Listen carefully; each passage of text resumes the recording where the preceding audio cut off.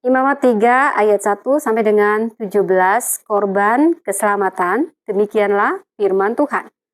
Jikalau persembahannya merupakan korban keselamatan, maka jikalau yang dipersembahkannya itu dari lembu, seekor jantan atau seekor betina, haruslah ia membawa yang tidak bercelah ke hadapan Tuhan.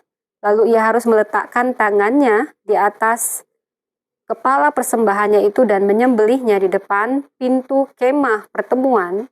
Lalu anak-anak Harun, imam-imam itu haruslah menyiramkan darahnya pada mezbah sekelilingnya. Kemudian dari korban keselamatan itu, ia harus mempersembahkan lemak yang menyelubungi isi perut dan segala lemak yang melekat pada isi perut sebagai korban api-apian bagi Tuhan.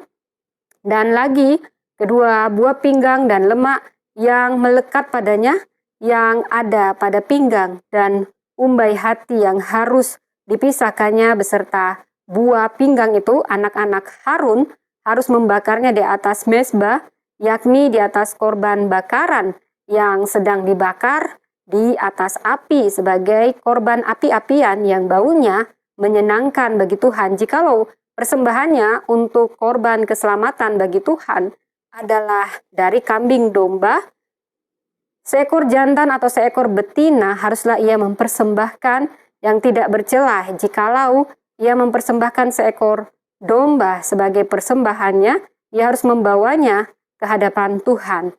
Lalu ia harus meletakkan tangannya ke atas kepala persembahannya itu dan menyembelihnya di depan kemah pertemuan. Lalu anak-anak Harun harus menyiramkan darahnya pada mezbah sekelilingnya. Kemudian dari korban keselamatan itu, ia harus mempersembahkan lemaknya sebagai korban api-apian bagi Tuhan, yakni segenap ekornya yang berlemak yang harus dipotong dekat pada tulang belakang dan lemak yang menyelubungi isi perut dan segala lemak yang melekat pada isi perut itu, dan lagi kedua buah pinggang dan lemak yang melekat padanya yang ada pada pinggang dan umbai hati yang harus dipisahkannya beserta buah pinggang itu. Imam harus membakarnya di atas mezbah sebagai santapan berupa korban api-apian bagi Tuhan.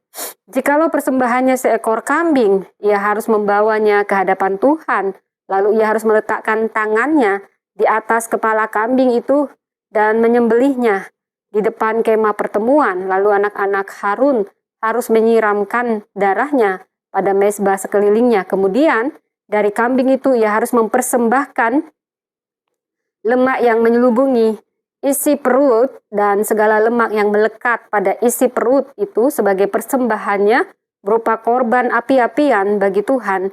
Dan lagi kedua buah pinggang dan lemak yang melekat padanya yang ada pada pinggang dan umbai hati yang harus dipisahkannya beserta buah pinggang itu.